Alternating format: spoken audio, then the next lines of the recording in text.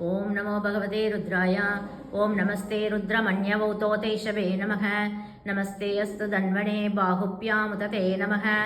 यातेश शिवतमा शिवं बभूव ते धनः। शिवा शरव्या या तव तयानो रुद्रमृडया। याते रुद्रशिवा तनुरघोरा पापकाशिनी। तयानस्तनुवा शन्तमया गिरिशन्ताभिचाकशिगी। यामिषं गिरिशं तगस्ते विवश्यस्तवे। शिवां गिरित्रतां कुरुमागिगं श्रीपुरुषं जगद्। शिवेन वचसा त्वा गिरिसाच्चा वदामसि। यतानः सर्वमिज्जगदयक्ष्मकं सुमना अशद्। अद्यवो सदिवक्ता प्रथमो दैव्यो विशद्।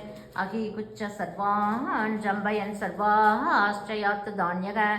असव्यस्ताम्रो अरुण उत बभृशुमङ्गलः। ये चेमागुं रुद्रा अभितो दिक्षश्रुता सहस्रशो वैशागुं हेडयिमगे। अशव्यो वशर्पति नीलक्रीवो विलोहितः। उतैनं गोपा अदुषन्नुदहार्यः। उतैनं विश्वा भूतानि शतष्टो मृडयातिनः। नमो अस्तु नीलग्रीवाय सहस्राक्षाय मीडुषे। अतो ये अस्य सत्त्वानोऽहं देभ्यो करं नमः। प्रमुञ्चदन्वनस्वमुभयोराग्नियोर्जां।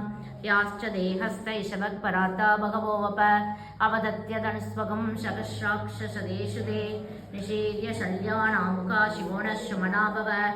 विजयं धनुःकवर्तिनो विशल्यो बाणवागमुत। अनेशन्नशेषव आवृश्य निषङ्गतिः। याते हेतिर्मीडुष्टुमहस्ते बभूव ते धनः। तयास्मान् विश्वदश्वमयक्ष्मया परिभुजा। नमस्ते अस्वायुताय नाददाय दुष्णवे। उभाभ्यामुदते नमो बाहुभ्यां तव धन्वने। परिते धन्वनो हेतिरश्मान् मुनक्तु विश्वतः। अतो यैषदस्तवारे अस्मन्निदेहितं। नमस्ते अस्तु भगवन् विश्वेश्वराय महादेवाय। त्र्यम्बकाय त्रिपुरान्तकाय त्रिकाग्निकालाय कालाग्निरुद्राय नीलकण्ठाय मृत्युञ्जयाय सर्वेश्वराय सदाशिवाय श्रीमन्महादेवाय नमः।